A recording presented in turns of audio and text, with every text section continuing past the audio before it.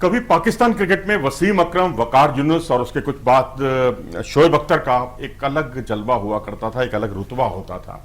और आज के जितने भी क्रिकेटर्स हैं, चाहे वो हिंदुस्तान के हों चाहे पाकिस्तान के हों, तेज गेंदबाज हैं, तो उनकी तुलना इन्हीं तीन तेज गेंदबाजों के साथ होती है। इंडियन जो बॉलर्स हैं उनकी तुलना भी आपको आश्चर्य होगा पाकिस्तानी बॉलर्स के साथ होती है, खासकर इन तीन तेज गेंदबाजों से, क्योंकि इन्होंने पूरी दुनिया भर में जबरदस्त इंपैक्ट अपना बनाया। आज हम पाकिस्तान के फास्ट बॉलर्स की चर्चा करेंगे और एशिया कप में जो पाकिस्तान की चुनौती रहने वाली है, और उसमें सबसे पहले अगर हम चर्चा करें नसीम शाह की, जिनमें वसीम अकरम और वकार यूनुस का एक अक्स भी दिखता है। अक्स क्या दिखता है वो हम आपको बताना चाहेंगे, क्योंकि ये जितने भी विकेट लेते हैं नसीम शाह, वो या तो एलबीडब्ल्यू आउट होते हैं, एलबीडब्ल्यू आउट करते हैं, या फिर बोल्ड करके आउट करते हैं, यानी क्लीन बोल्ड, किल्ला उखाड़ने में ज्यादा विश्वास करते हैं। यही काम वसीम अकरम करते थे, यही काम वकार यूनुस करते थे, क्योंकि इनकी गेंदें अंदर की तरफ आती थी, या जिस तरह से Naseem Shah wicket to wicket गेंदबाजी करते हैं, उससे बोल्ड और एलबीडब्ल्यू की संभावनाएं काफी बढ़ जाती हैं। अगर आप देखें, अभी नीदरलैंड के खिलाफ सीरीज हुई, तीसरे मैच में उन्होंने 5 विकेट चटकाए, एक मैच में 3 विकेट चटकाए, एक मैच में उनको 2 विकेट हासिल हुए। और जो उनकी सबसे बड़ी खूबी जो देखने को मिली है वो है लेंथ बॉल। जी हां, लेंथ बॉल करते हैं और उसमें एक एंगल डालते हैं जो बल्लेबाज के लिए कई बार वो अनप्लेबल भी हो जाते हैं, जैसा उन्होंने मूसा अहमद को आउट करके किया था। वो वास्तव में एक क्रीज के कोने का अच्छा इस्तेमाल और एंगल जो उनका आया, उसकी वजह से वो परेशान हो गए कि हुआ क्या है, और गेंद जो है सीधा विकेटों पर चली गई।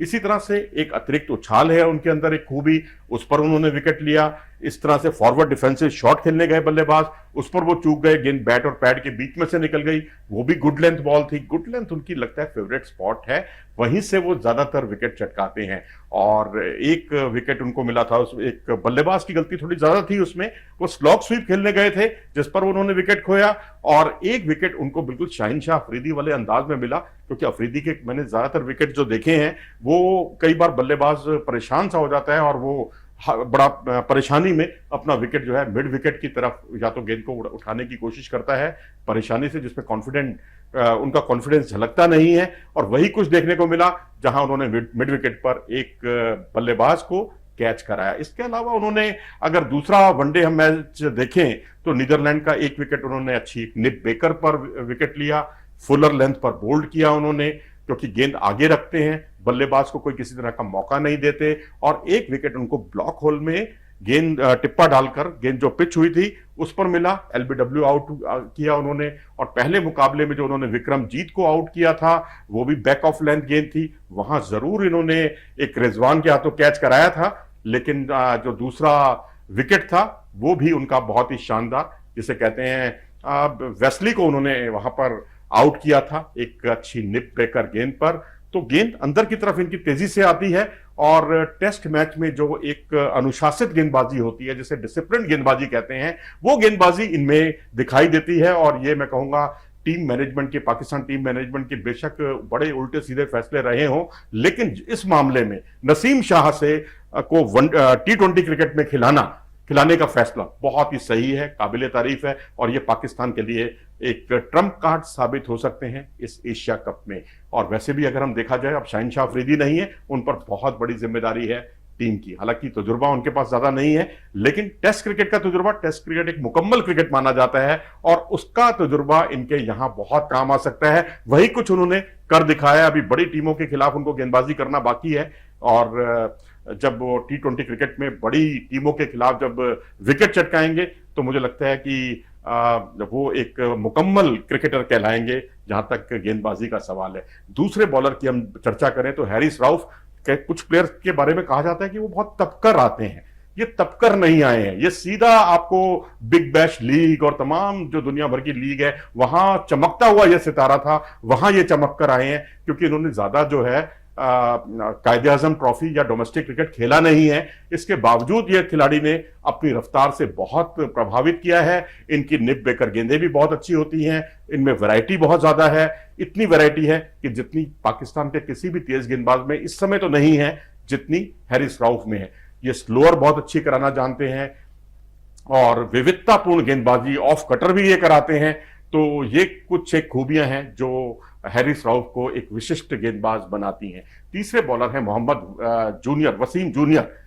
हालांकि इनको बहुत ज्यादा हमने नहीं देखा था, लेकिन जितना हमने देखा, जो अभी पिछले एक मैच में इन्होंने नीदरलैंड के खिलाफ 4 विकेट चटकाए हैं, लेकिन इन्हें अपने बाहुबल से विकेटें आमतौर पर कम मिलती हैं।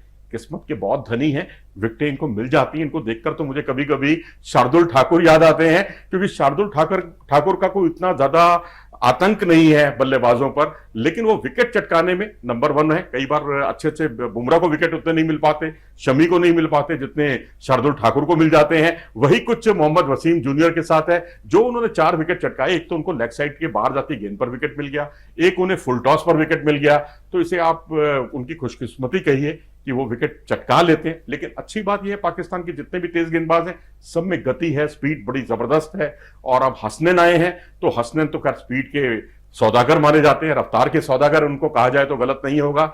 एक्शन पर उन्होंने अभी काम किया है, क्योंकि एक्शन पर ही इलीगल एक्शन था, जिसकी वजह से उनको अंतर्राष्ट्रीय क्रिकेट से बाहर होना पड़ा। लेकिन 2022 में वो कुछ क्रिकेट खेले ही नहीं है। ये थोड़ी सी जो अनुभवहीनता है, वो थोड़ी सी उनके अगेंस्ट जा सकती है। हालांकि मीर हमजा को हमने जितना मैंने देखा यूट्यूब पर और उनके बारे में गेंदबाजी देखने का मौका मिला, एक बार मुझे याद है कि इन्होंने मीर हमजा में स्विंग स्पीड कम है, स्विंग ज्यादा है, तो वो भी एक फनकार साबित हो सकते थे। बाएं हाथ के तेज गेंदबाज हैं, और बाएं हाथ के तेज गेंदबाज की जगह कोई दूसरा बाएं हाथ का तेज गेंदबाज आता शाहिनशाह अफरीदी की जगह, तो शायद बेहतर होता। लेकिन ठीक है, रफ्तार पर ध्यान दिया गया है। लेकिन आज के समय में आप रफ्तार से किसी को डरा नहीं सकते। अंतर्राष्ट्रीय क्रिकेट काफी कुछ बदल चुकी है। अब बचते हैं शाहनवाज दहानी। जी हाँ, इनके बारे में जब ये PSL में थे, तो मुल्तान सुल्तान्स की ओर से जो उनके बॉलिंग कोच थे अजहर महमूद, उन्होंने शाहनवाज दहानी को दूसरा शोएब अख्तर कह दिया था।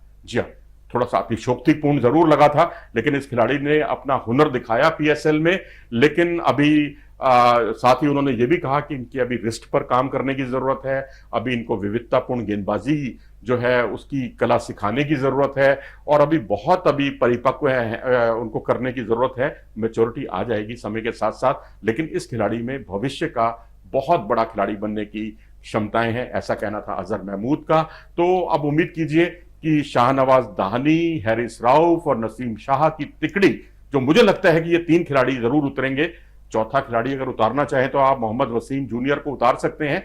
आपको क्या लगता है जो कि पाकिस्तान किन 3 तेज गेंदबाजों को उतारेगा? अगर 3 तेज गेंदबाजों को उतारने का नंबर आता है, तो मेरे ख्याल से तो नसीम शाह, हैरिस राउफ और शाहनवाज दहानी होने चाहिए। लेकिन शाहनवाज दहानी पर बहुत ज्यादा भरोसा टीम मैनेजमेंट करता नहीं है, क्योंकि कई बार हमें लगता था कि वो टीम में खेलेंगे, लेकिन वो बाहर ही बैठे हुए आपको दिखाई देते हैं। हो सकता है शाहनवाज दहानी की जगह वसीम जूनियर को मौका मिल जाए, या हसनैन पर ज्यादा भरोसा टीम करे, ये भी मुमकिन है। लेकिन मुझे लगता है वो खेले नहीं है, तो उनको अभी बाहर ही बैठने दीजिए। जब कभी बीच में जरूरत पड़ेगी तब आप हसनैन को खिला सकते हैं।